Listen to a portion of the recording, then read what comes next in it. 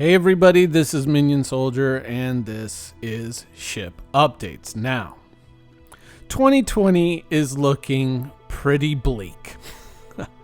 And I'm not just talking about in the real world, but for Star Citizen as well, 2020 is not shaping up to be the most exciting year. And as we are seeing things being revised, especially when it comes to the roadmap, the future doesn't look all that interesting either. I mean, the Origin 125, we're bringing the LTI token into the game as a flyable ship.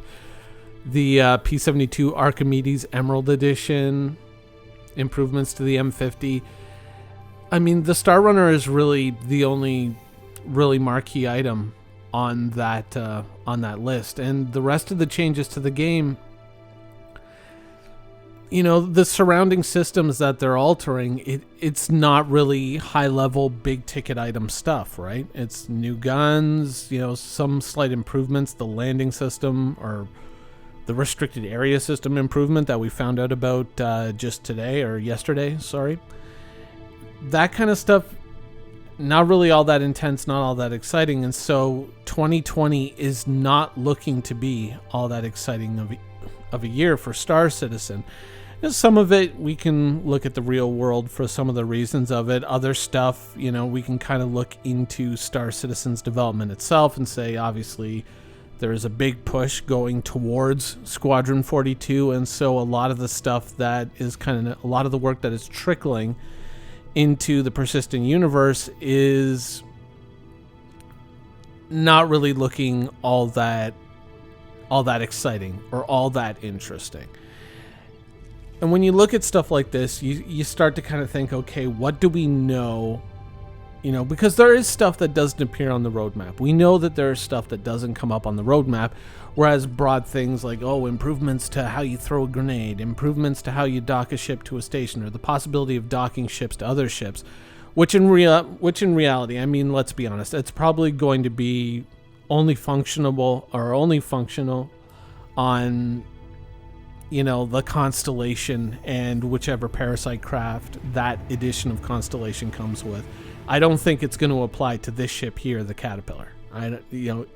It's something that they're going to say, okay, now that we have the system and we can kind of work out the quirks, now we can go to something like the Caterpillar that's going to be a lot more difficult to do and put that together. I think that is how that's going to roll out. But in terms of big ship news, what do we know? What do we not know? What is there that is not appearing on the roadmap? Because anybody who's kind of followed the ship development of ships for this long knows, just by glancing at that roadmap and seeing those ships, that is not all that they're working on.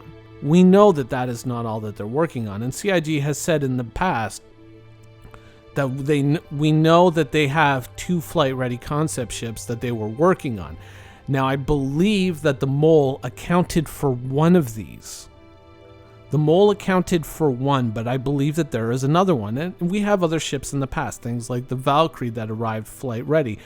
Things like the Interdictor, which name escapes me because it's not really all that important of a ship, that came in flight-ready. We know that there are other things that they are working on, and that are going to arrive flight ready. And I believe that with the cancellation of CitizenCon for 2020 and its replacement, as far as we've heard right now, with a Star Citizen, birthday celebration event on October the 10th, I believe that is when we are going to get the next flight ready ship. As to what it can be, originally I felt that the way things looked on the roadmap and the way that they were working on things, or how things appeared that they were going to go as they were presented to us, is that I kind of figured that they were going to come in with a mid-level Pioneer type ship, something that would allow you to do base building. At least not actually build the base on site, but allow you to purchase a component that you could go and put down on a planet, in the same way that you see a lot of these smaller bases that we visit for smuggling missions and things like that are just kind of plunked down on stilts at a planet.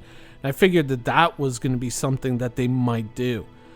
But seeing how they're struggling with persistence, and persistence is one of the big things that's going to be needed to make a venture like that.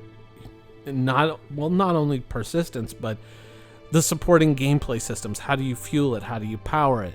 You know, what can you do with it? Do you have a plan to implement, you know, mining, refining in player, you know, under player controls, any kind of industry, or is it just going to be just a little personal house, kind of like Hangar 2.0 type thing? But there's nothing in the roadmap that kind of indicates something like that might be coming down the pipeline.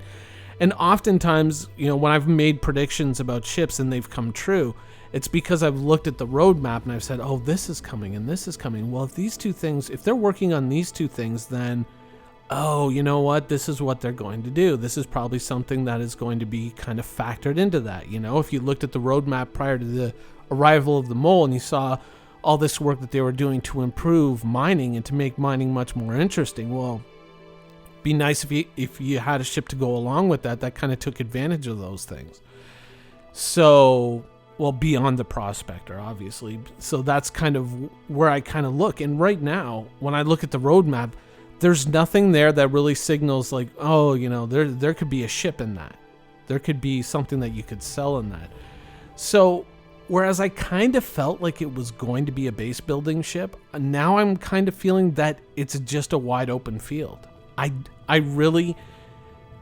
don't have a guess anymore. I have to revise that and kind of go, I don't know what's coming. I don't know what they're bringing out. Now, when I say it's a wide open field, there are certain sane limitations that we have to apply to that idea, that it's a wide open field, because you have to remember, what have they been working on previously that they're not working on now? How much, you know, development time does that free up, and how big of a ship can they reasonably deliver when we don't even know what the start date was on said ship? It's very tough to guess. It's very tough to gauge what it could end up being. I think a medium ship, obviously, is probably the safest bet. But I don't feel that it's going to be a fighter. I think that it's going to be something fairly sizable.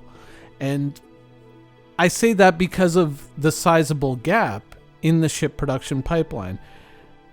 Remember this ship?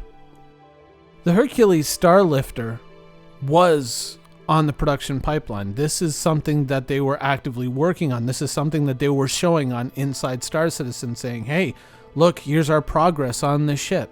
You know, we're working on it. We're going to build this ship. It's being worked on currently. And they kept showing us updates of it, you know, as it progressed. And then it vanished. So now we are moving into the field of very heavy speculation here. We very honestly are. But what do we know? What do we know? We know that there is at least one flight-ready concept ship still in the works. We know that a huge chunk of resources were liberated when the Hercules seemingly vanished off the pipeline. Now, it could exist in 3.12 or 3.13. We don't know because the roadmap doesn't go that far, but it is off the roadmap right now. Moved beyond the horizon? Possibly. But if it hasn't, that means that a fair chunk of resources have been freed up. And even if that isn't the case, you can't tell me that everyone else at CIG who works in ship, you know, in the ship creation and in the ship pipeline, all their best efforts account for improvements to two existing ships and releasing, you know, a starter ship and its variants and finishing one medium ship. The math doesn't add up. You know, you have specific people at CIG that you hire to do, you know, specific things like building ships and whatnot. Where are all those resources? Because we know that pipeline. We've watched that pipeline evolve over time. We have a good feeling for when the roadmap is showing us everything and when the roadmap is not showing us everything. Because we know that, oh, wait, there's other things going on in the background. So I think that come October 10th, if that remains the date for this event, I think that we're going to see something fairly sizable and something fairly interesting coming, you know, down the road. As to what it could be, though, At this point, I'm at a total loss. Unless something pops up on the roadmap that is something that would be relevant to ship gameplay, something that would be, something of a telltale of, oh, by the way, we're also working on ship-to-ship refueling. Something that you might go like, oh, okay. I think I see what they're working on. We'll have to kind of wait and see and watch the roadmap, see what's coming up, and listen to CIG and different interviews and kind of look for some hints. But you know that there is something. What it could be, I honestly have no idea.